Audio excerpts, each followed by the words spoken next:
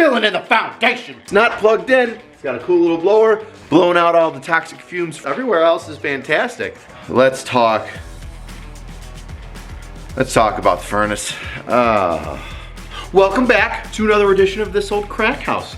Couple things, small things have happened. And by small, I mean, boom! Filling in the foundation. Whoa. Yeah.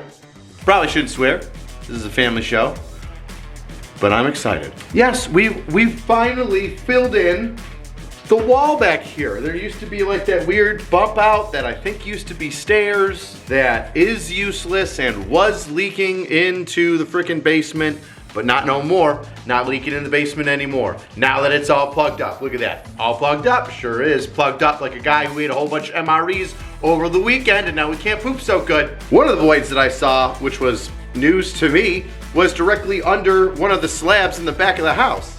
So on this side of the house, closest to the driveway, you'll see it. I jammed my freaking fat hand into it. There's a massive void there, which Clyde filled in with some sand and such. I mean, that's not good. That's probably one of the reasons why it's so freaking wet down here. And the only other reason why it's wet down here is because this side, you see my neighbor, not their fault, but whenever they got their driveway put in, they had it sloped so their driveway runs into the house, my house, and I've got like an 18-inch slab there that just sits against my wall. And so all the water comes like flowing into here. So what I need to do is I need to get that 18-inch slab redone on my portion of the property, have it angled in towards their driveway, and then that way the water will run down their driveway and away from my foundation and my neighbor's foundation, and everybody will be happy. But right now, that's the wettest part in the entire basement. It's just the part of the house that is butted up against my neighbor's driveway. New wall, no problems, all dry all the time. Old wall against the neighbor's driveway, constantly has water on the one side of it, pushing it into the house. But that's it. That's the only spot in the basement where there's dampness coming in. There's nowhere else. Everywhere else is fantastic. Frank's basement, who put in this whole front side, did a great job. Well, there is a little bit of water on this side, on the driveway, but that's because the driveway's all old and broken and it's leaking there. Not Frank the basement's fault. Not Basement Frank's fault. But first, a word from this video's sponsor, RMA Armament, the king of armor. RMA's been in business for 12 years and is 100% American-made body armor. They produce over 24 different types of hard armor and have female-specific body armor, so those gals don't get all squished together and can be comfortable while protecting you and your lady bits. My personal favorite is the level 4 model 1165. It's the lightest level 4 plate that they have and it's under 250 bucks. And it's got full 10x12 protection. Check out some of the other stores. Buy their armor. Is it really 10 by 12 inches? No, it's smaller. These guys don't cut the corners and they go edge to edge. Put in your body armor and see. These plates fit snugly and they don't nickel and dime you on the sides. And they're 3 pounds lighter on average. And if you're a lady, check out the female SRTs. We all know the fella's armor is pretty much just like one singular curve that cups around our chest and belly. The ladies has a nice little cup portion for your tatas. We know you've got more curves than us, and so does RMA. And even though it's under 2 pounds, it still holds up to 5.56, 6.8 Creedmoor, and 308. So a special thanks to RMA for sponsoring today's video. Check out the entire RMA armament here, or in the link below. Water tank's still here. The wrong water tank that I got. Wrong water tank. Gosh dang it, I'm dumb. I wonder if I could just do something. I would rather just put a pipe in and have it go out the house. I don't know. What do you think I should do? How do I fix a water tank that's not high efficiency? I can't make it high efficiency. It just is blowing up into the chimney, causing people to die of carbon monoxide. I mean, not anymore because it's not on and we caught that, but can't I just get like some sort of air hose, little motor thing and blow it out? Why do I get a whole new, gosh dang, water tank? I don't know. Oh man, we're getting close. I got the utilities. I got the utilities. Yeah, of course I got the utilities, idiot. You don't even know how to say words. I got the appliances for the kitchen in. I just have to hook them up and put them in, and then they'll be great. I'm going to start buying furniture, which is something I had not expected ever with this house. So that's gonna be something new, fun, and exciting is, you know, what is this open area gonna look like? By the way, That's the fridge that doesn't fit in here. Look at me getting all excited, thinking, oh, what kind of size fridge should I get? Well, I've got an opening. How big's the opening? Well, I think it's 33 inches. Well, let's get a 33-inch fridge. And no, it's 30 inches. So I gotta get a 30-inch fridge. Measure twice, cut once. But I'm not cutting anything. Why do I gotta measure extra? Anywho, some rugs in here will be nice to stop the echo. Easy to clean. A couch, an end table, a bookshelf. I've already got a TV up. It's only like 30 inches. I don't know how big it is. But it's a smart TV, so you can watch Unsub and This Old Crack House and see the changes that this place has gone through. 4 to 6 weeks later. Well, it has been a couple of weeks since the last time I was in the crack house to figure some things out, right? You know, I already talked about how we had to get the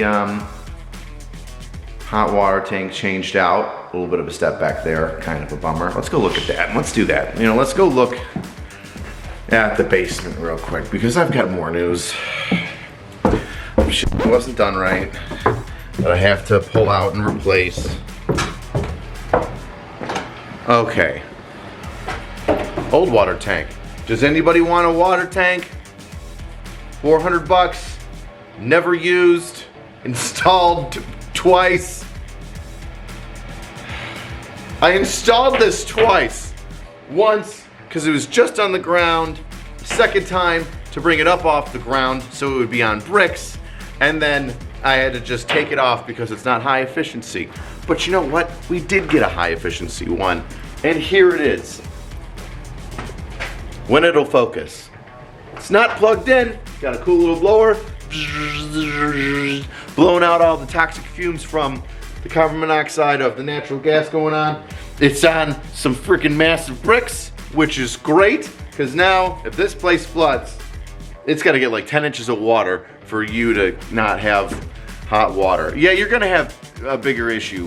Coming down like nobody's business, god dang it. But you know, at least while your basement's a swimming pool, you can have warm water upstairs. The little things. Let's talk about the furnace. Here's the furnace. Does the furnace work? Yes. Did it? No. Why didn't the furnace work? I'll tell you why the furnace didn't work. We want to know why the furnace didn't work. I'll tell you why the furnace didn't work. So, furnace isn't working. I call up my friend, Clyde. Clyde says, hey, listen, I use this guy. His name is Bill. He's fantastic. He's my furnace guy. Let me tell him that you're going to call him up, figure out what happens. I go, okay. Call up Bill, nice guy. I don't know why everybody in the HVAC industry is 6'4". Maybe it's easy to install stuff, but anyway, Bill comes over and he looks over at the furnace and he goes, geez, why isn't it working? It should be working. Let's open this bad boy up and see what's going on. By the way, I see that you have an air conditioning attachment, or it can get air conditioning. Do you want that? I go, well, eventually, yeah. Why, Bill? Why are you asking me about air conditioning in November? And he says, well, Rich, there's gonna be a new refrigerant or coolant or whatever the hell it is in the new versions of air conditioning units. So, the air conditioning units that are out now, well, they're gonna discontinue them. January 1st, 2025, in a month and a couple days.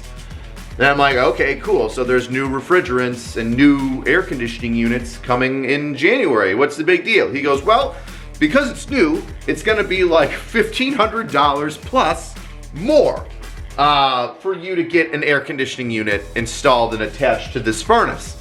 Then I'm like, I need to get an air conditioning unit in November, don't I? He goes, well, if you want to save some money, you probably should. So I'm gonna get an air conditioning unit for my furnace in November.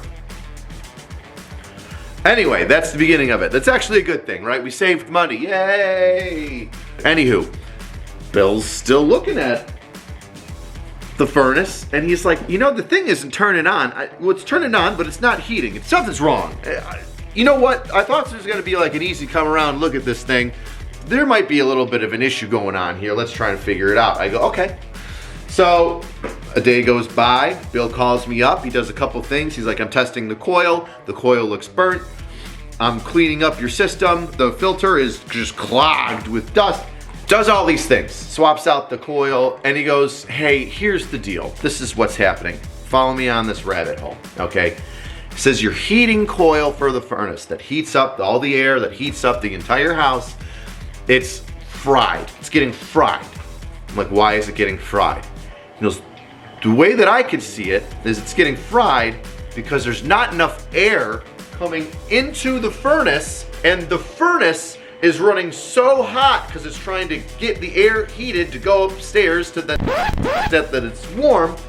Well, it's choking itself. There's not enough oxygen coming in. So since there's a little bit of oxygen, it's using a lot of bit of heat. And then that's too much heat. Look at those BTUs go. That sounds fantastic now. Well, there's too much heat. And then it burns itself out because it can't heat up the house enough because there's not enough freaking air coming in. Why isn't there enough air coming in? Oh, I'm glad you asked. So do you see this vent right here? That's a return. And it happens to be like two 16-inch spaces wide. You can see the spaces in between the beams. You know, that's normal. So one of these beams is taking all that oxygen from the house, recycling it, putting it back into the furnace so that it can, you know, warm up already kind of warmed air. You know, that's the whole point of these HVAC systems. Take the air that's inside the house, warm it up even more, keep the house warm, cheaper. Take the cool air, cool it down even more that's inside the house for air conditioning, cool it cheaper. He took off half of the thing here. Why did he do that? There's no reason for him to have done that. He should have taken this and ran it all the way down, so then I literally had double the amount of oxygen going into the furnace, but I don't. There's no returns on the second floor. Do you know what that means? That means if the second floor is hot and the first floor where the thermostat is cold, the furnace is gonna go, well, I need to just keep heating and taking in this air. Second floor is gonna be excruciatingly hot and the first floor is gonna be like comfortable. Now it's a small house, so it shouldn't be that bad. Bill tells me, hey, listen, I'm not a tin man. I don't put up the ducts, I just put it in the furnace and I can tell you that something's wrong. He's like, here's the number to a guy that does the tin work for ducting and such. I'm like, okay. Tin guy comes in. He says, oh my God, why did he do this? Why did he choke off half the oxygen? Why did he use a 6-inch tube instead of a 7 or 8-inch tube? Normal size would be fine.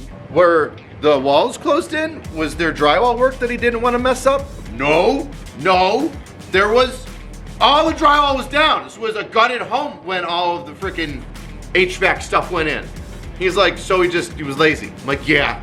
He's like, where'd you get the guy? I'm like, Facebook Marketplace. I don't know. I was getting cheap people to do this because I'm poor. Because I'm trying to freaking build a crack house from the ground up, which had its foundation imploding on itself the first day that I came in to look at it. Dude, can you see that? The basement caved in.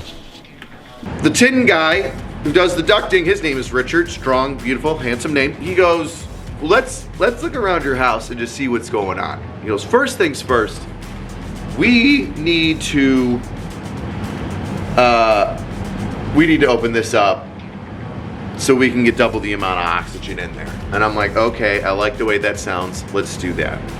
He goes, second, this whole thing, all shiny and new, goes to nothing.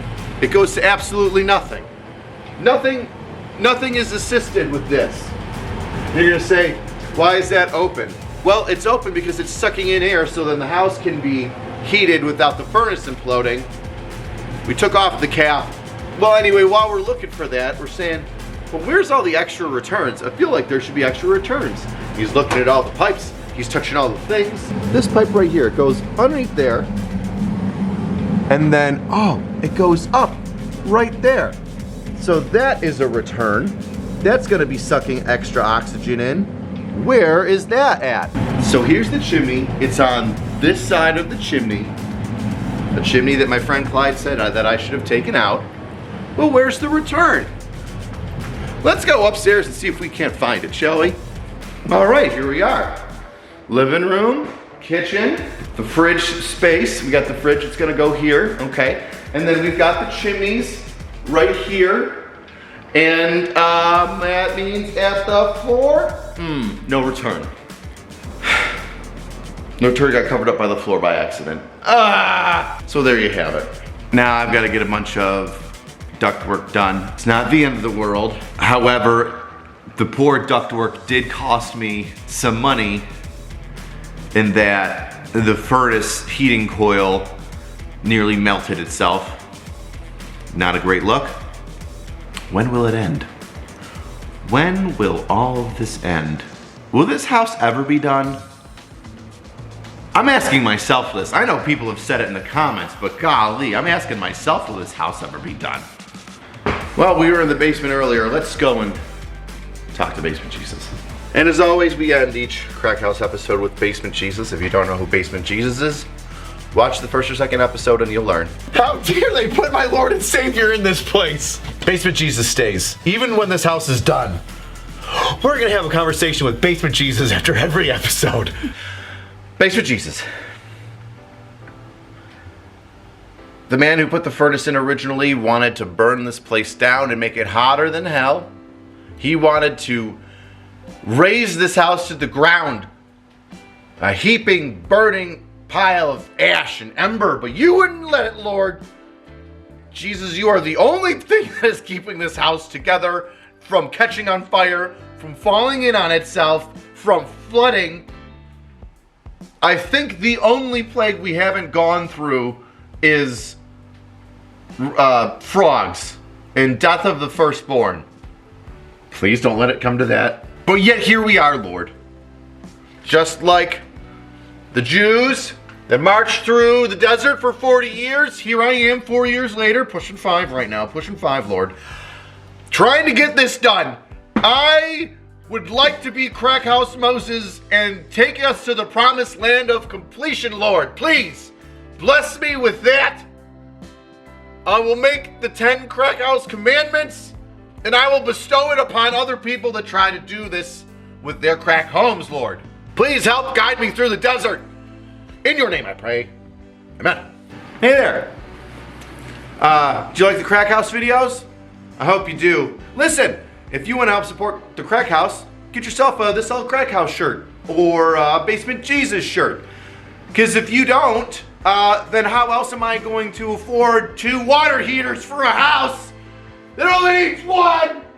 Or, you know, extra duct work that should have been completed the first time correctly, but now I have to redo it again. And because of that said mishap, I have to now spend more money on things that broke because of it. Yay, me. So if you enjoyed the misery that I'm in trying to redo this crack house and feel any sort of sympathy for me or wish to just watch me suffer again and again, as it seems as though I have, then feel free to pick up a shirt and support This Old Crack House. Okay. Bye.